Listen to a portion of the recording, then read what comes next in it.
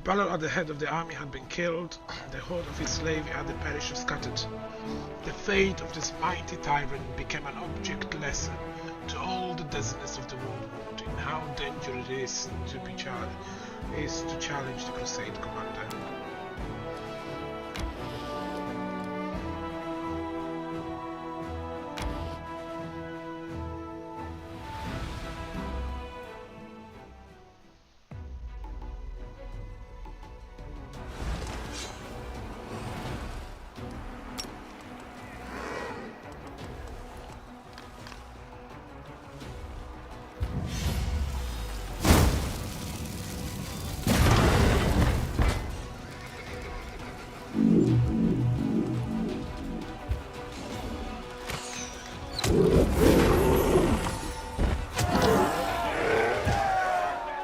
That was high level, wonderful.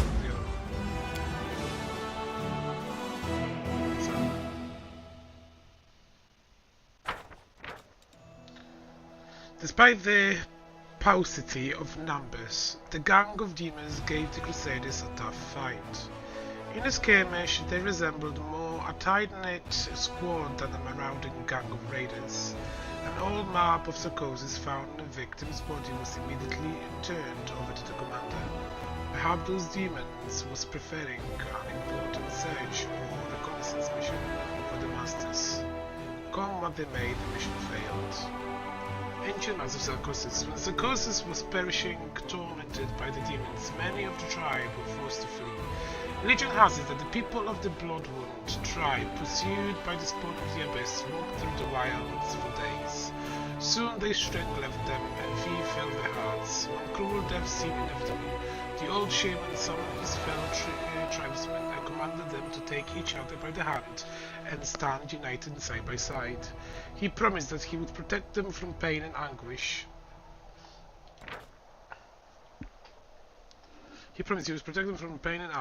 And offered the opportunity to witness the eradication of the demon scourge to pay the bloody debt of revenge. The shaman performed a mysterious ritual, and all who had gathered became one, transforming into a giant ash tree that propped up the sky. The demons following the Sarkonian's trail did not find a living soul and howled in dismay. They burned down the forest and uprooted the trees before turning their ire on the ash, but the tree was too tall and mighty for them to fell. When the creature of the abyss was left with nothing, a boy, the only member of the Bloodwood tribe who, for some reason, had been untouched by the shaman's magic, jumped down from the tree and took his leave. He survived to pass on the legend of the last ash to future generations. Every 10 years, his descendants would make their way into the Bloodwood to the roots of the great tree and honor the memory of his fellow tribesmen.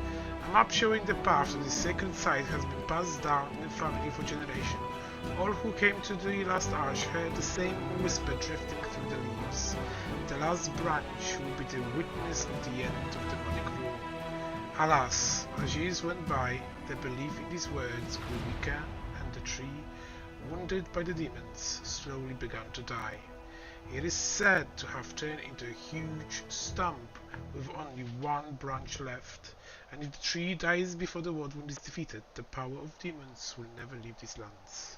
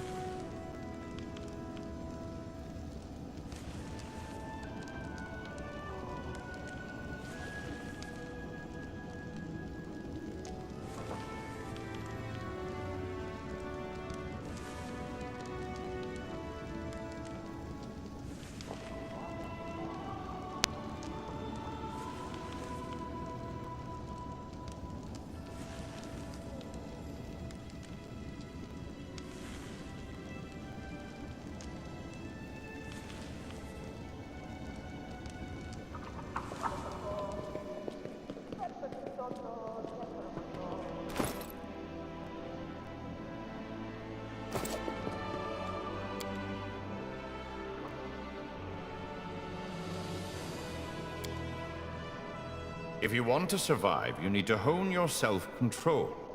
I can offer you some advice. A Hell Knight teaching a paladin? Sounds like the start of a bad joke.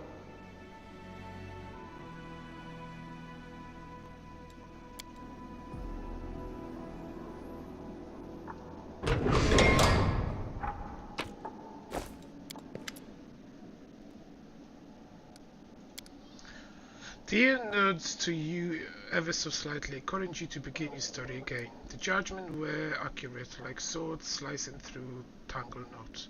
The mind that made the decision was cold and pure as a mountain glacier.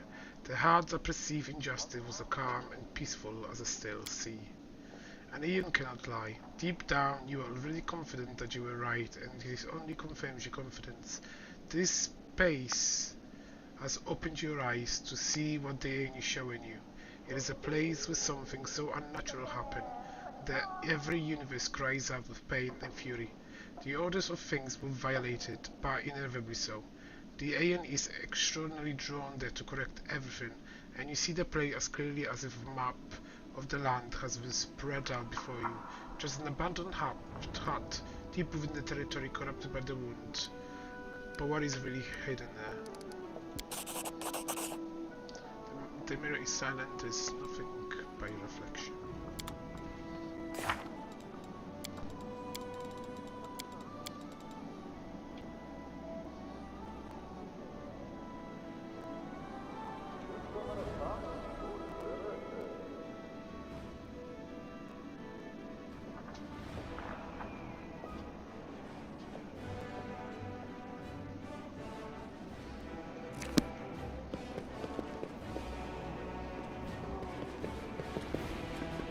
We march ahead.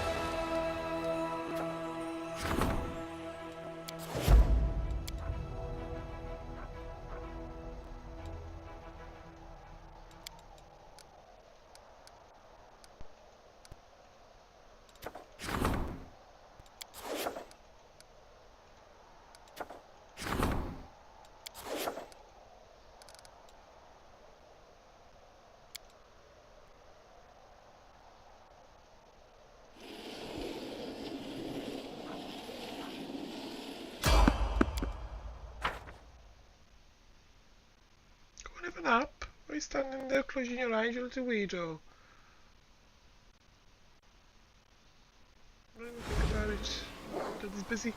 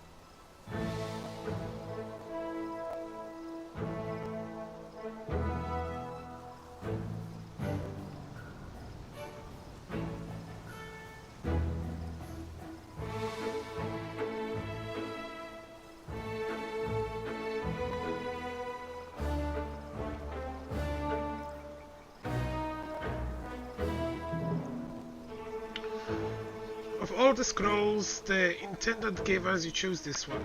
Really? It didn't even occur to you this was a problem? How are we going to face our mentor now? This is just a spell that well, long story short, it will help us against the demons. We will want to be safe from the demons, don't we? The young man who stands straight at something squirmishing in the center of the meadow turns his gaze to you. Well, seems like we've got reinforcements, and he's the commander, no less.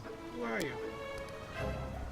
The young man salutes you hastily. We are the Crusaders' commander, the squire of Sir Alfred. Commander. He will be here shortly once he finishes inspecting the position. We are preparing for battle. What happened to you? We are escorting rescued prisoners to Canabres. After we heroically liberated them, the young man beams with pride. But there is an issue.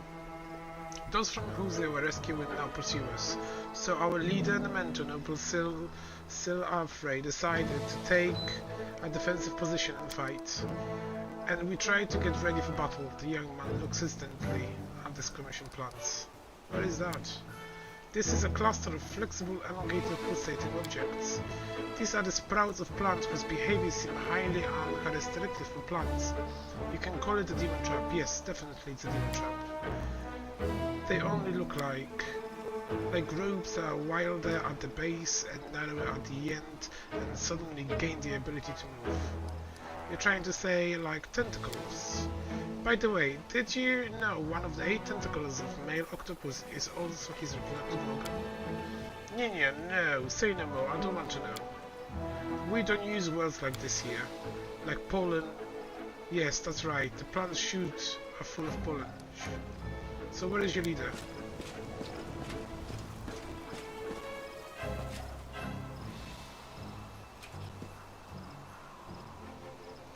He is here and hurrying to appear before you. The Asami is standing before you, screams of chivalry.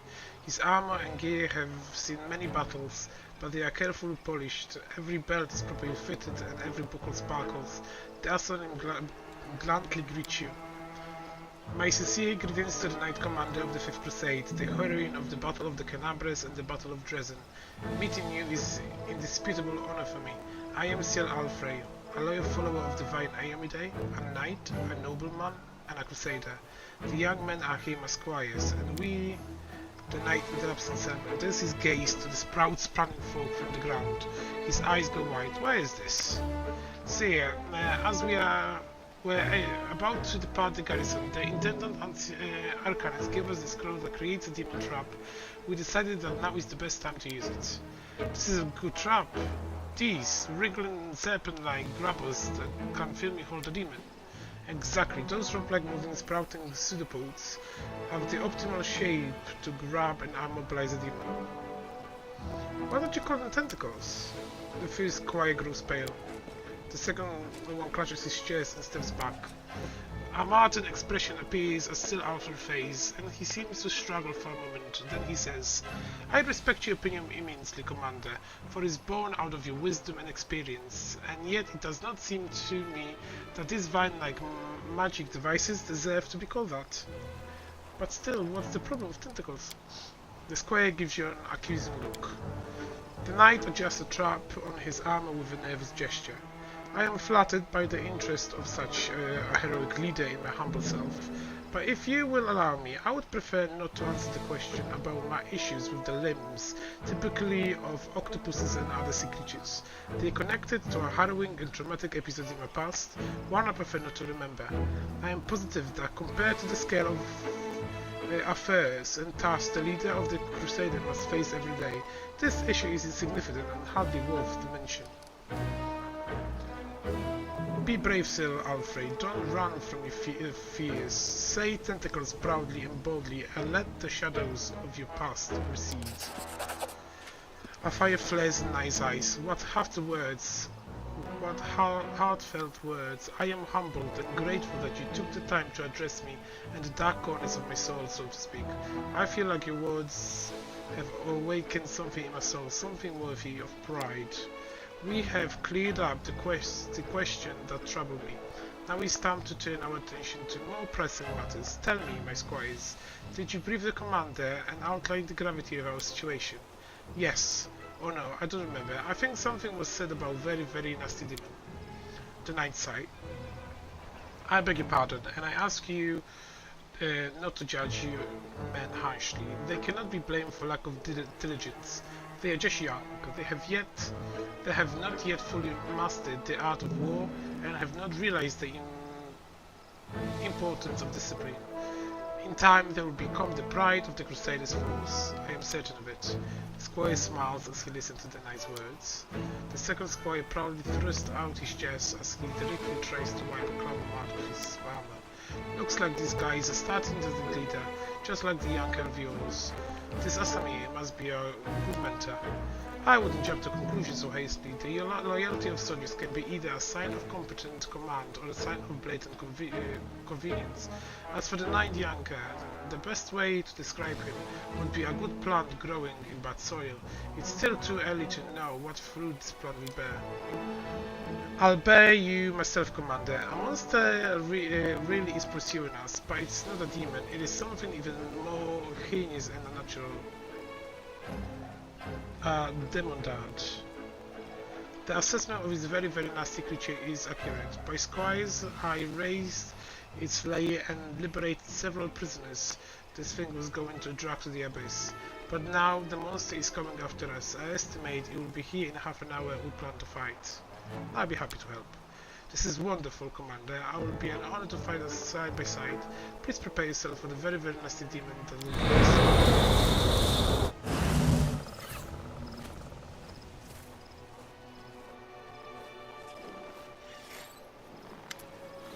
I need to recover my strength. The creature that appears before you looks alien and disgusted, even to those accustomed to the abominations of the world. Very, very nasty is a fitting description. Its flesh seems to boil and melt, and long dark growths constantly shift and stretch on its flesh. The Demodan stares at Sir Alfred. A mortal with the blood of heaven.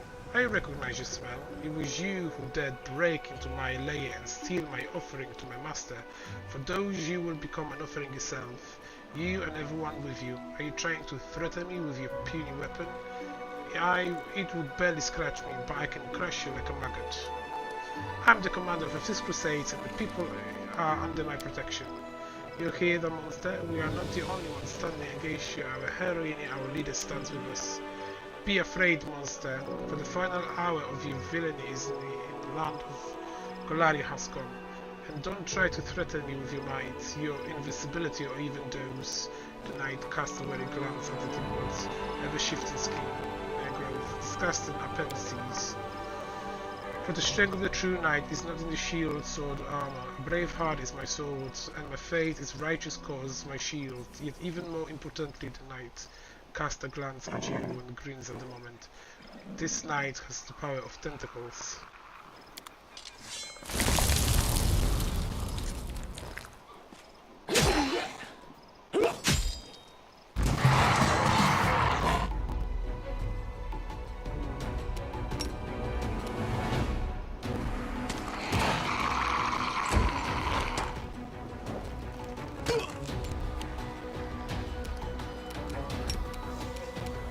Bar, R, Riti.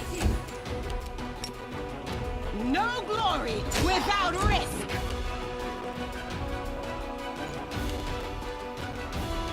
Begone, fiend! You've crossed the wrong mongrel. Attack! Retreat is not an option.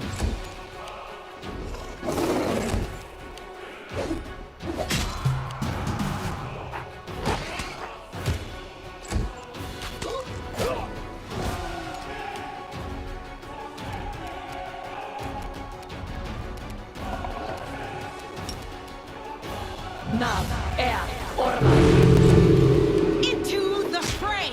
Ha! Ha!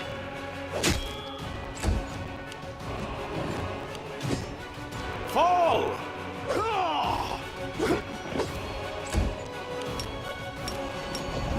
You won't survive me. We shall overcome! Still, Africa catches a breath looking around the battlefield. Oh, thank you for your help, Commander. And I think I ever more for persuading me to confirm my fears. No more twisting, elongated, vine-like things for me. Now when I see tentacles, I will bloodily exclaim, these are tentacles.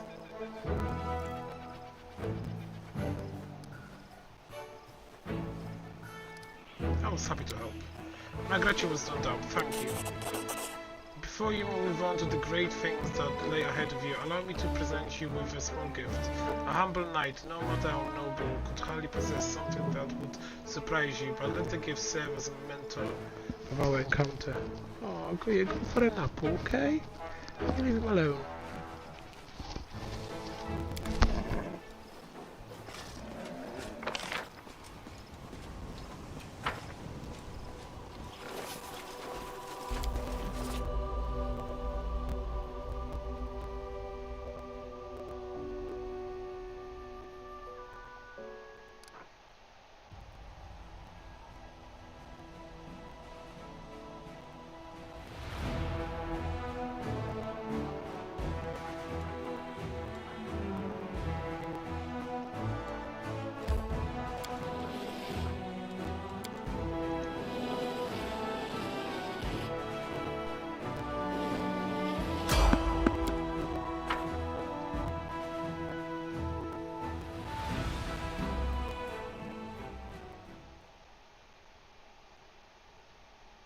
They will break against our resolve.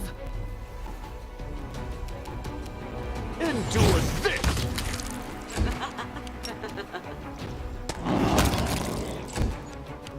The Inheritor, guide my blade! Do not hold back! Kneel before me.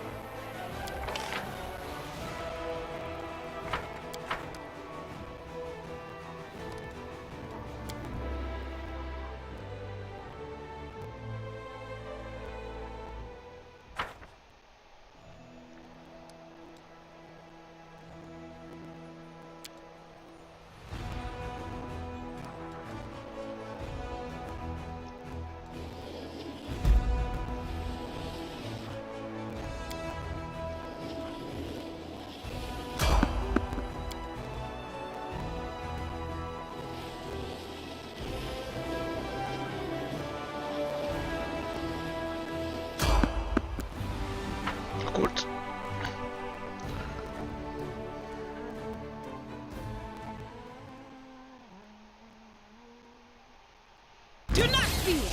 Do not waver! Arrest.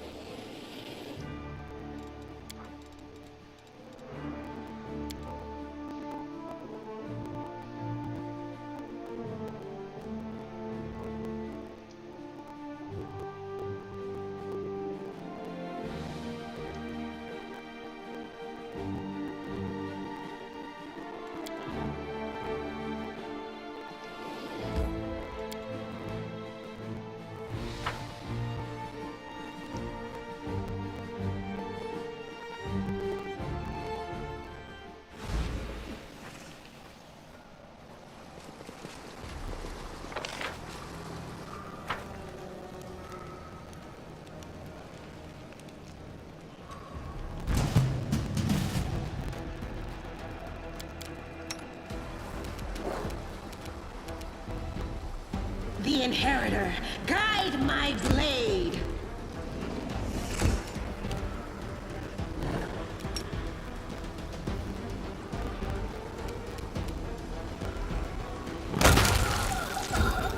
You've crossed the wrong mongrel. Begone, fiend! Attack!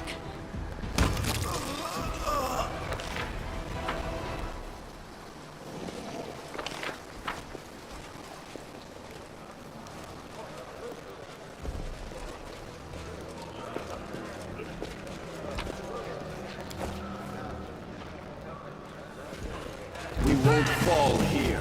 I swear it.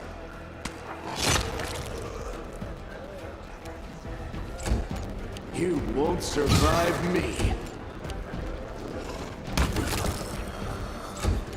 We shall overcome!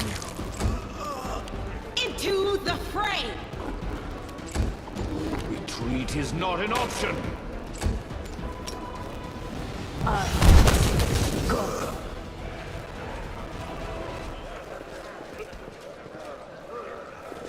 Defeat is not an option!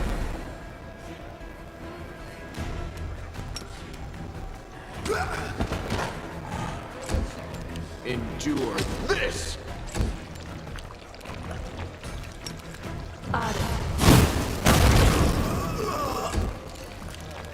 Fall! Do not hold back! Kneel before me.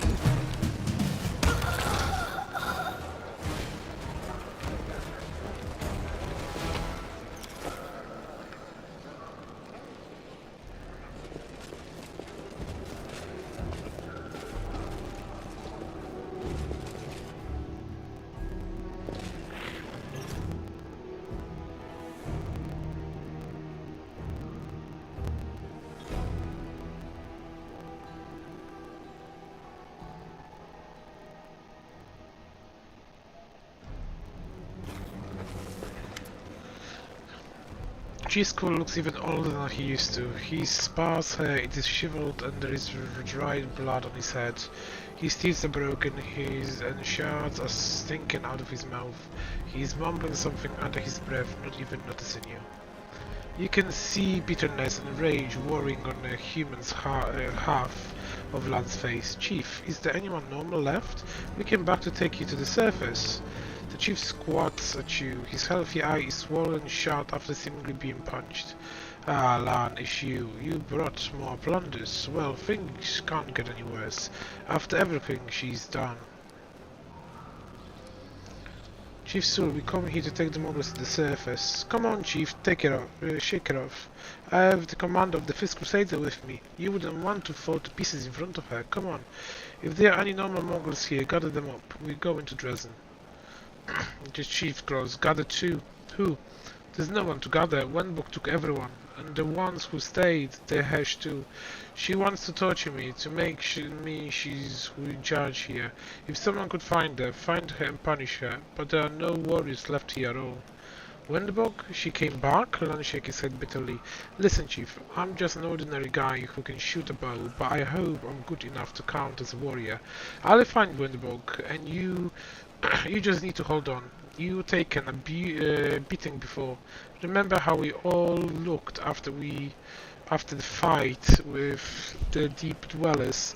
You got 2 black eyes that day. Now you have just 1. See, everything. It's not so bad. Tush is in different land. These are not the deep dwellers. No, these are our own. When it's our own, it hurts more. What happened here? First we lived as usual. We argued whether we should go up or not, now that the Shum among us infected with foolishness, and then Wenbok. She came with those mad ones and started talking. I tried to stop them, but they shut me up. Only she talk now. She says there is a hole above us now, that the Uplanders will come to kill us, that we have to become stronger. She killed some frightened Shum.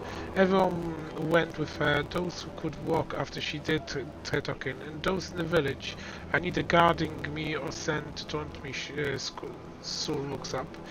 Maybe Wenderbook was right. Who did you bring here, Lan? The Uplander, the one who brought death to our tribe. The Uplander name is Kalpala, and she is the commander of the Fifth Crusade. Do you understand what this means, Chief? The Mongols are not alone. Death isn't coming. Not today. Did Wenderbook to everyone? Where?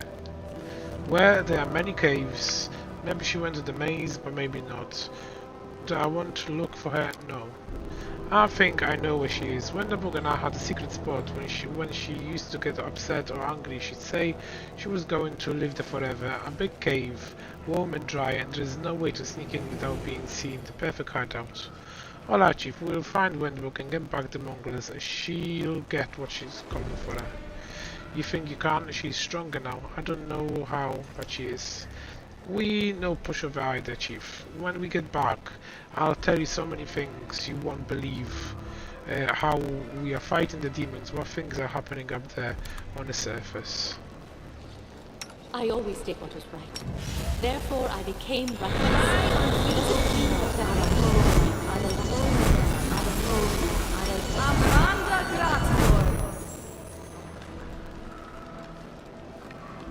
I will lend you my aid. Unimosi Travisi. Unimosi Travisi. Esme, Axel, yes. Esme, Axel, yes. The world has suffered enough. Sentes.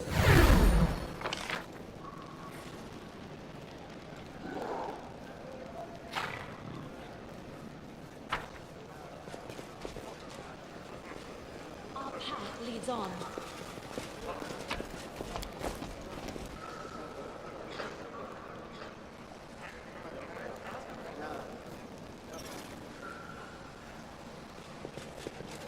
I will guide us. To battle, my friends!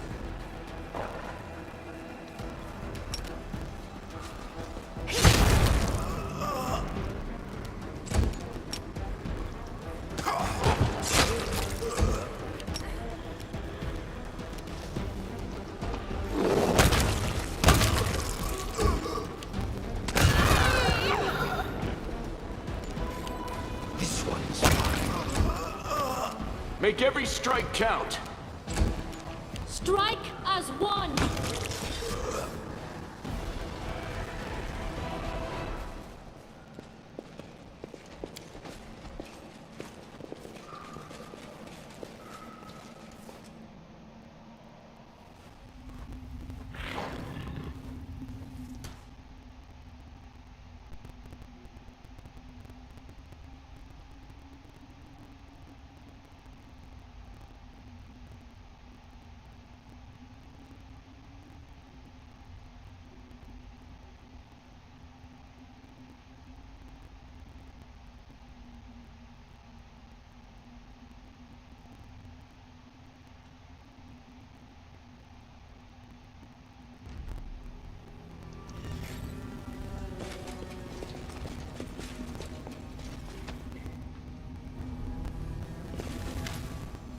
Wenbrook is waiting for you, surrounded by mongrels. Those standing near, closer to her, seem more silent, sentient, while others just growl menacingly.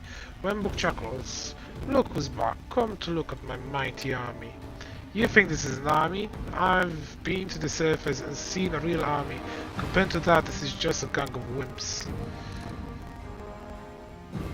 You just haven't seen us fight, Lan. Don't worry, you will. I think the power of your army is vastly overrated. Look closer. They aren't the cave beasts you met in the maze. They've been reborn. Should I kill them right now, mistress? Shut up. You will only open your mouth when I tell you to. So that's the freedom Savamalek promised. Nice. Did you make them like this, or did Savamalek help you? Savamalek helped them step onto the path of the rebirth. I'm leading them down this path now that Hosilla is gone, and no one can order me around. They are capable students, some even managed to graze me in a battle. You think you are so hard to hit? I'm happy to try to prove otherwise. Let them go, Wenderbook. This isn't the life they wanted. Now they do want it. They used to like stories about them being born warriors. Now they are warriors, stronger than their ancestor ever dreamt of. We came back, but what have you been doing all this time? Playing Queen of the Mongols? What about you? Been playing as Crusade Commander? Don't look too surprised, Master tells me everything. But you don't impress me. You just repeated the fruit of what the Crusader's Queen has been building for many years. It doesn't take wits to do that. I've been here in the dark, making deadly warriors out of cowards and weaklings. Fighting them will be your last battle, Commander. This is not what they want, Wendu. They wanted to protect what was dear to them and start a new life, not become animals. And it's just me, or did you just compare yourself to the Queen? The only ground you have haired lumps on your head.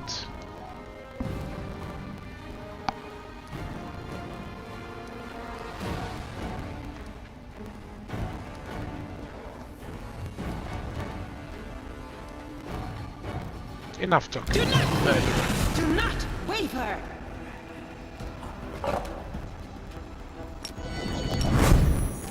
You've crossed the wrong mongrel. Why am I so weak?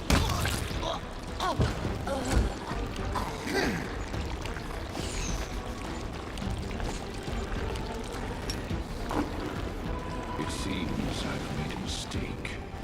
Press the attack!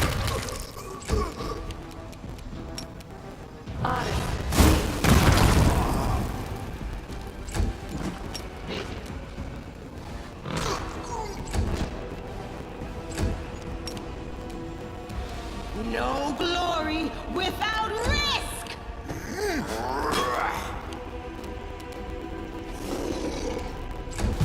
You won't survive me. Attack! Wenderbook jumps back, clutches her wound, but immediately falls to her knees. Enough, that's enough. I want to talk.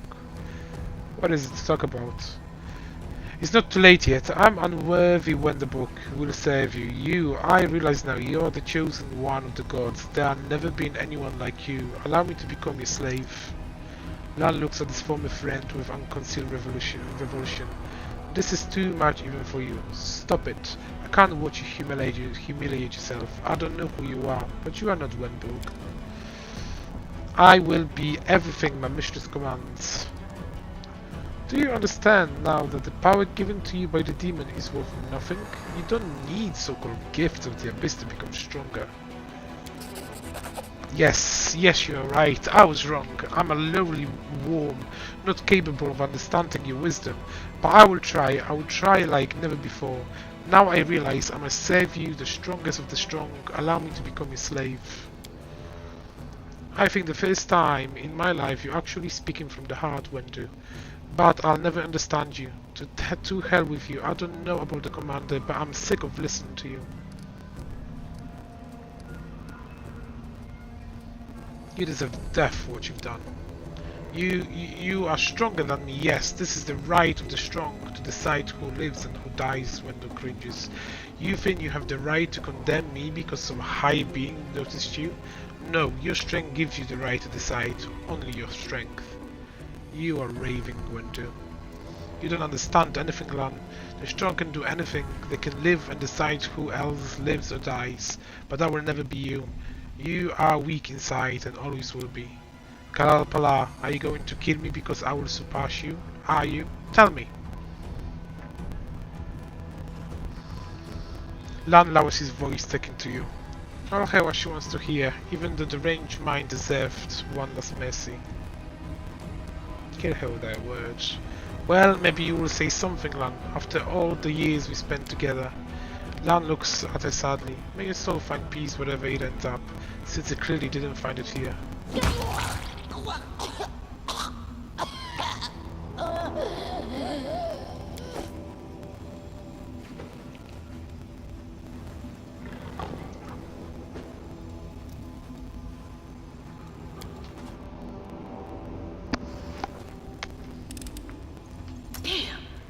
It's just not my lucky day.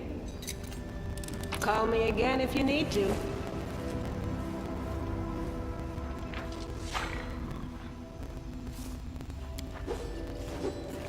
Doubt is the heart's greatest challenge.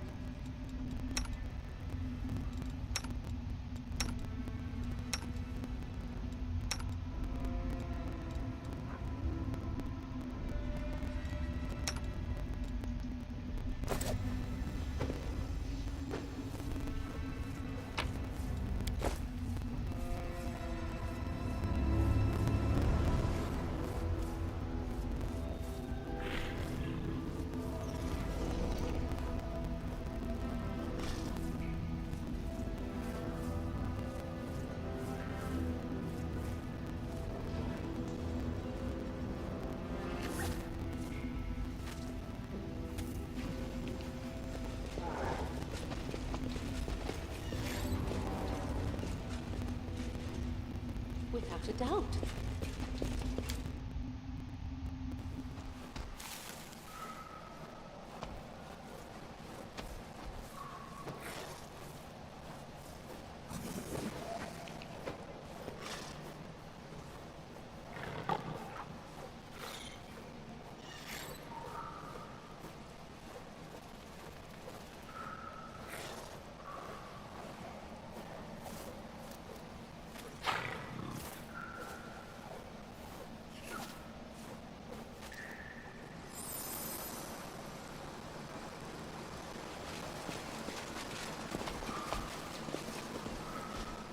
Forwards.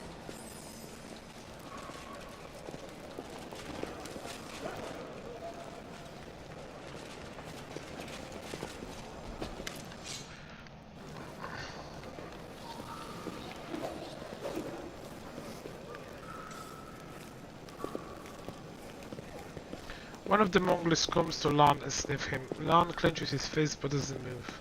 The Mongol looks at him in the eye and suddenly drops to one knee. The rest is the same. What do? I can smell Wenderburg blood on you. And so can they. I suppose they choose you as the chief instead of her. They know who is stronger. Wenderburg is dead. She has paid for her villainy in full. Saul lowers his head. We've lost our hunters. Even worse, we've lost our minds. Look at us. The Netherlands are not what they used to be. The Mongols obey me, that's a start. Let's hold off until we find a way to help them. Or maybe they will come back to their senses. Bigger miracles have happened on the surface.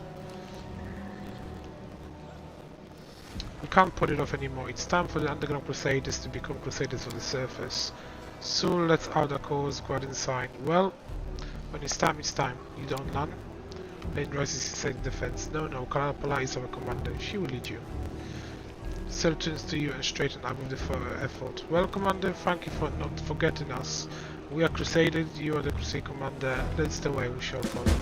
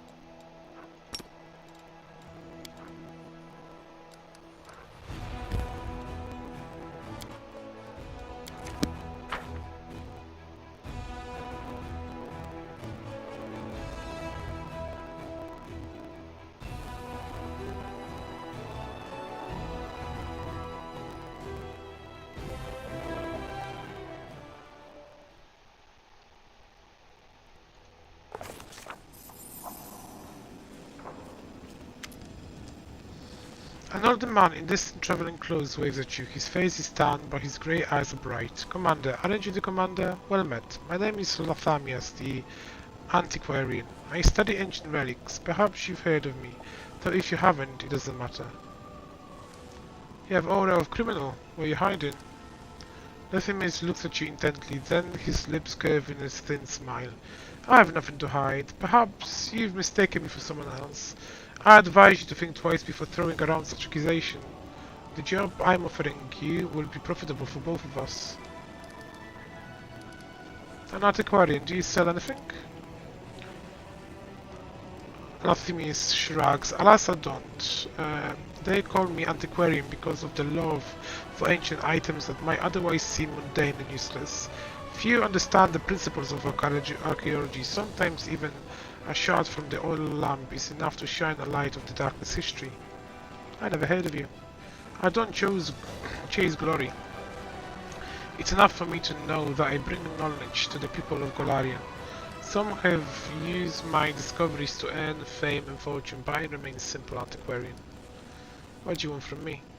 I'm planning a rather dangerous expedition, and I will need the help of a strong, skilled warrior, not without recompense, of course. I found an ancient map leading to a certain cave system, a dragon burial ground, but it wasn't merely a place where all dragons came to die. I have a theory that once upon a time a great battle took place in these caves, and many relics and artifacts were left behind. You waged a long and difficult war. Help me uncover the secrets of the dragon burial ground, and I will give you all of my saving. Believe me, I've earned a lot during my years of travel. All I need is for someone to clear the way down the caves. Who knows what sort of demon inhabits the place there?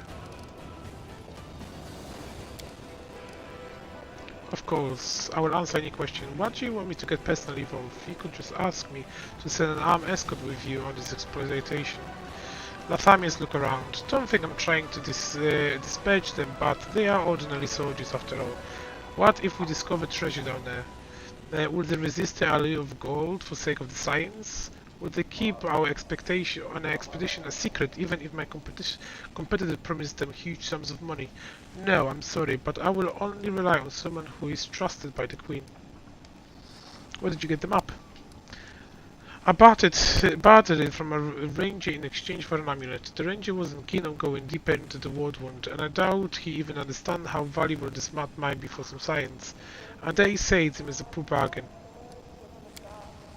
I'm interested in dragon history, from the days of the Apsu and the creation of the Hak up to now, but dragons are reclusive creatures, and they don't enjoy discussing their history with strangers. Sure, we know about many historical conflicts involving dragons, but as for large-scale battles between dragons, they prefer to keep quiet about those, and those we historians remain in the dark. And then suddenly I find a map that identifies this cave system and surrounding area as a dragon burial grounds, but most burial sites are no unrestricted for dragons. The dragons are reclusive by nature, both in life and in death. I assume an ancient battlefield awaits us there, but who fought whom and for what curse?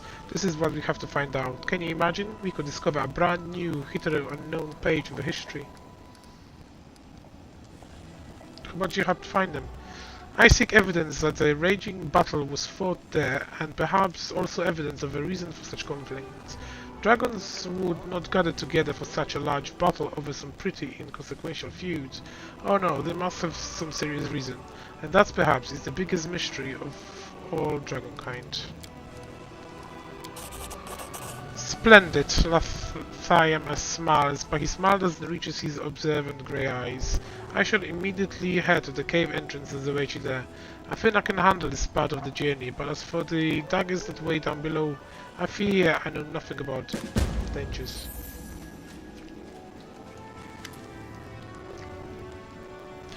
Commander, permission to report. Captain Hartman looks worried. The army disposition is growing dangerous. More and more soldiers express their distrust towards you and your mythical powers. They ramble in the lack of understanding of where you are leading them and what your plan is. What's worse, the worry have once again emerged among the officers. They are adding fuel to the fires of sedition and we've already had cases of direct insubordination. You have to win back the trust of the soldiers forthwith, or else the army will be paralyzed. Some privates have already refused to march into battle. I suggest that we make your strategy clear by setting up the bulletin board. I could have a new statement with your name on it every week. Every 2 weeks, you could invite delegates from your soldiers to ask any questions they may have.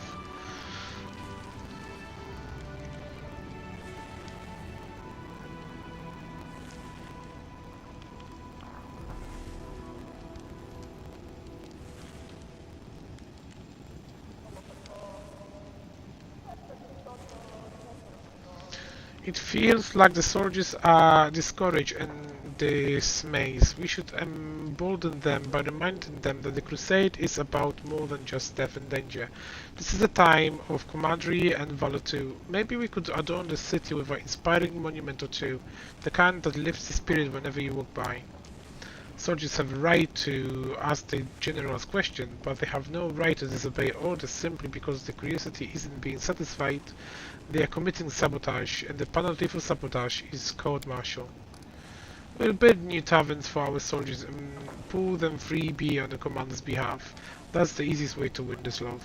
Don't worry again, I thought we took care of the problem.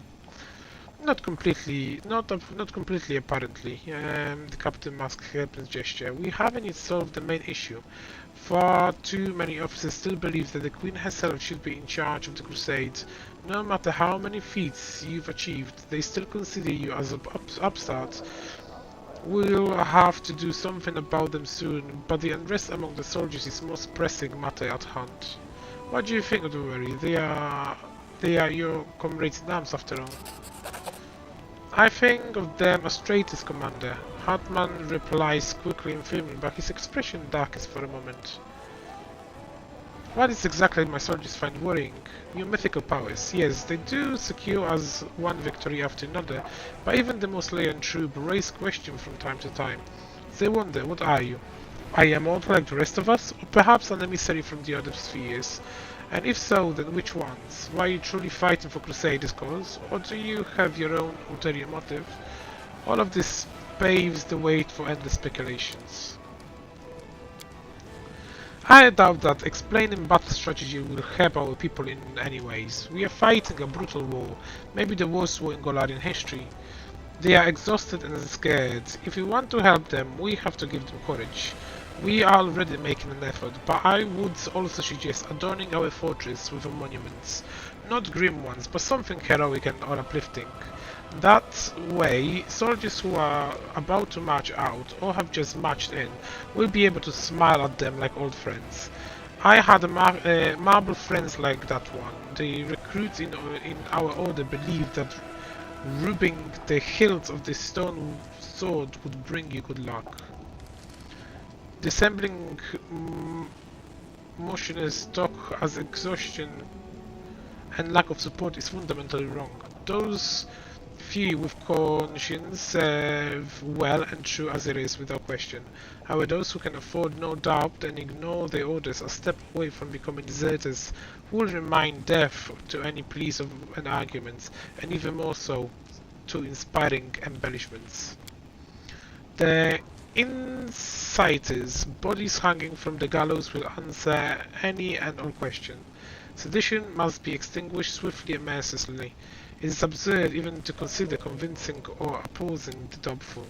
That could be more counterproductive. The sight of hanged bodies will absolutely stop the soldiers from asking questions, but it won't stop them from thinking them. For example, will they hang next? Did I make a mistake by joining this army? Isn't it about time I made a run for it? There's a centuries-old cure for grouches and complainers, alcohol and a little cheer. We build more taverns, supply them with strong beer, and thread the soldiers once or twice, courtesy of the treasury.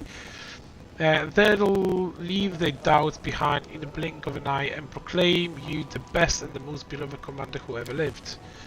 I'll be the first to agree that taverns are good things to have, but they are not enough to support the army fighting spirits. If we don't give our soldiers something more than drinks, our tavern will just become places to drown their sorrow or vent their frustration through brawls.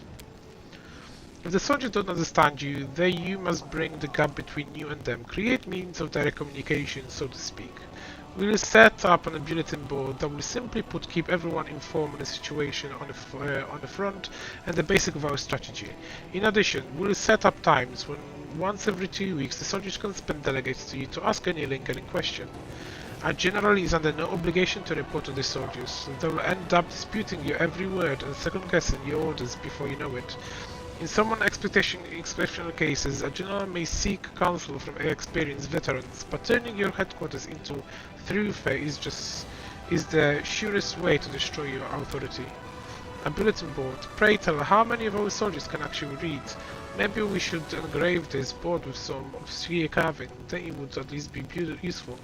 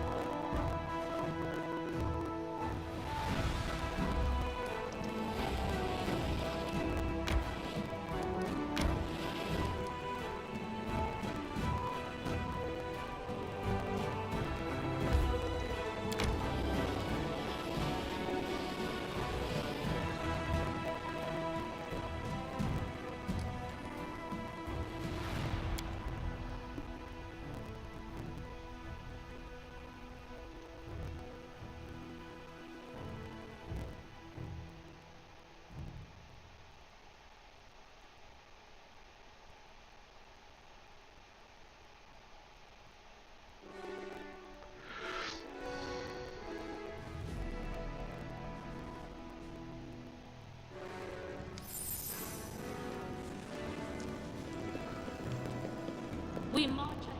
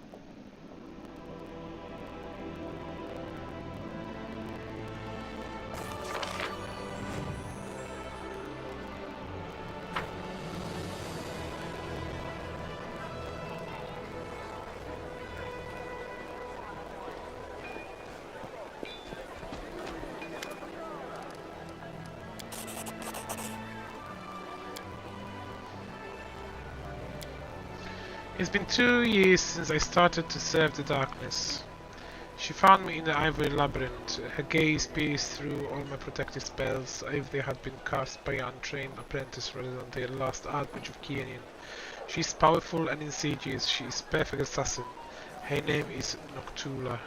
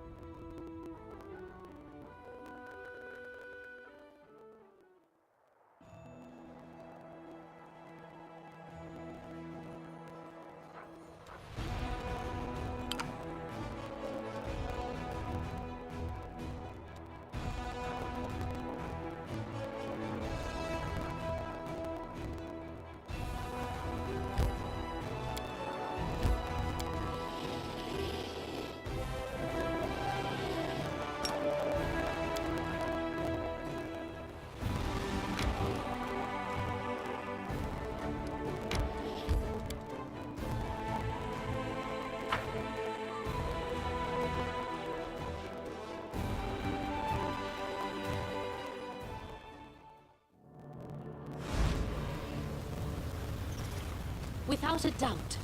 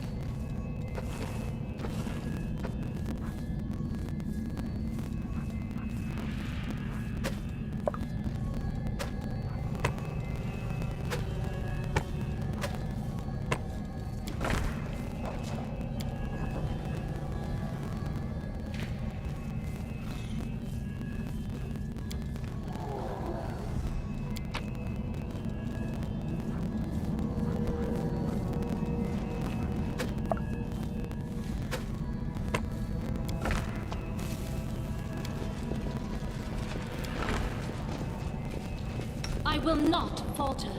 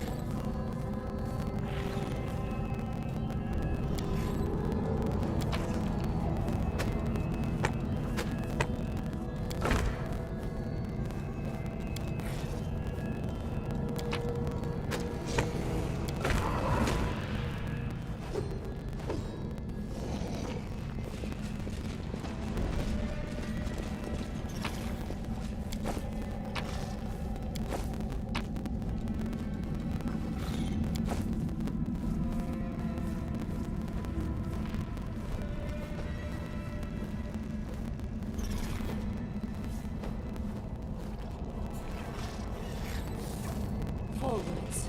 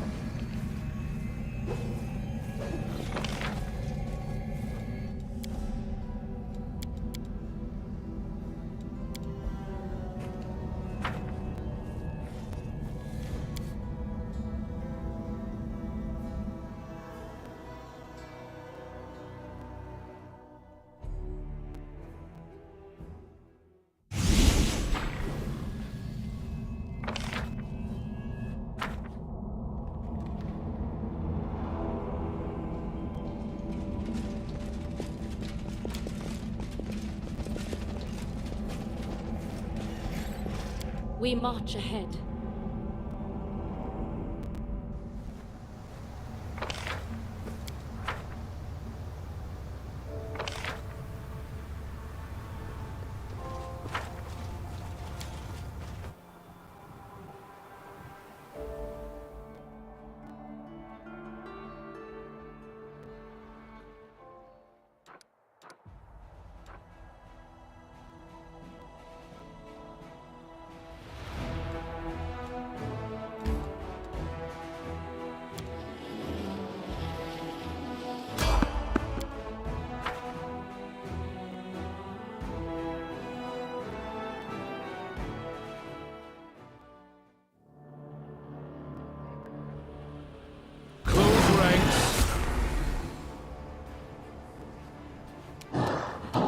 Endure this! The Inheritor!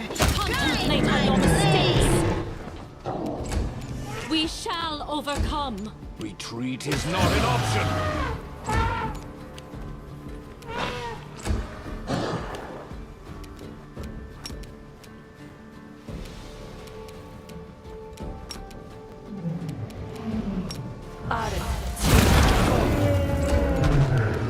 I will bring down the divine wrath! Make every strike count.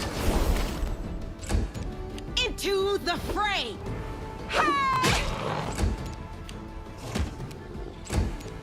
Do not hold back!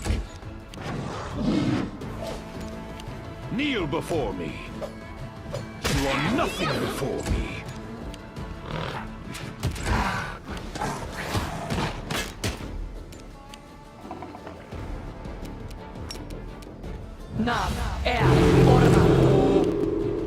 Eternal Rose, I call upon you! You've crossed the wrong monk.